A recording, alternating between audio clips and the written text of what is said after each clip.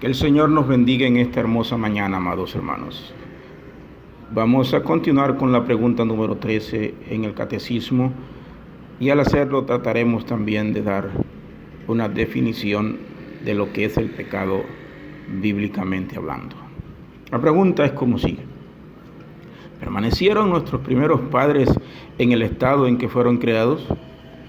A esta pregunta respondemos de la siguiente manera: nuestros primeros padres, después de haber sido creados y en el ejercicio de su libertad, no permanecieron en el estado en que fueron creados, sino que cayeron del mismo, hundiéndose en la miseria, la vergüenza y la muerte. Al escoger seguir el consejo de la serpiente, que es el diablo, desecharon el consejo de Dios y aceptaron la mentira. Por esta causa, siendo ellos la gloria o corona de la creación divina, sucumbieron o descendieron para así convertirse en la vergüenza de todo el universo. Adán y Eva se hundieron en la miseria, la condenación, y al hundirse, hundieron con ellos a toda su descendencia. El libro de Génesis, capítulo 3, versículos 1 al 24, nos provee el relato de su caída.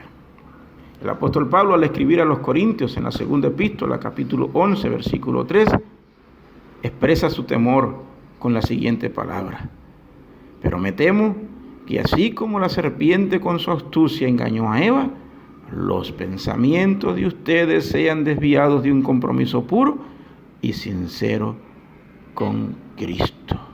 Pablo estaba preocupado de que los corintios fuesen arrastrados como lo fueron Adán y Eva en Edén, de que ellos perdieran ese compromiso puro y sincero con Jesucristo si se dejaban seducir por el enemigo.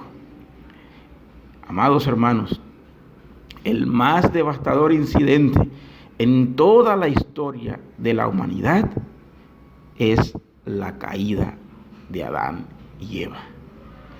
¿Por qué?, se preguntaría alguno.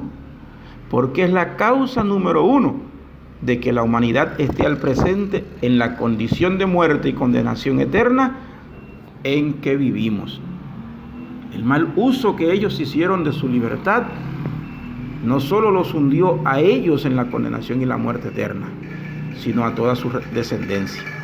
El deseo de llevar su libertad más allá de los límites establecidos por el Creador, el deseo de probar una nueva experiencia no ordenada por Dios, el anhelo de ser los amos de sus propias vidas y de sus decisiones, trajo sobre ellos y su descendencia condenación y muerte eterna. Este primer acto de pecado reveló, entre muchas otras cosas, que el hombre, por más libre que sea, es totalmente incapaz de escoger por sí mismo la obediencia a Dios. El hombre necesita el auxilio divino; de lo contrario, una y otra vez terminará convirtiéndose en esclavo del pecado y de la muerte. De manera que, si nos preguntáramos qué es el pecado, después de conocer la experiencia de Adán y Eva, podríamos responder con toda seguridad que el pecado es transgresión de la ley de Dios. Es no ajustarse o conformarse a la norma de Dios establecida en su palabra. Miremos otros pasajes de la Escritura.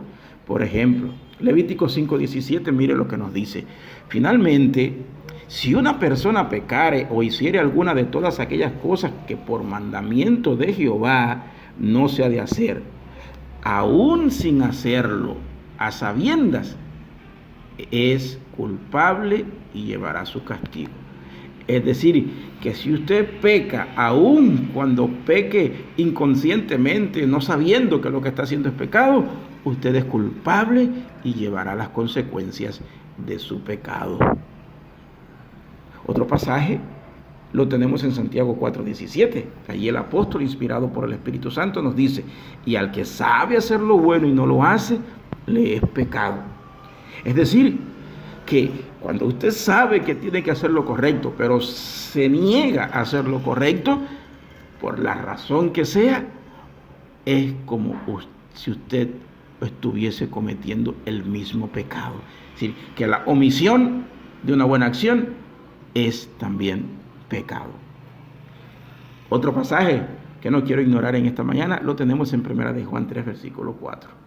Allí el apóstol, inspirado también por el Espíritu Santo, dice: todo aquel que comete pecado infringe también la ley, pues el pecado es infracción de la ley.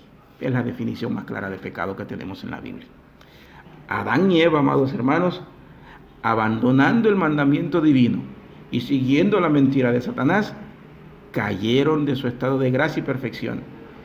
Así el pecado vino a ser lo que los separó, los alejó de Dios, poniéndolos en una condición o posición de enemistad contra Dios.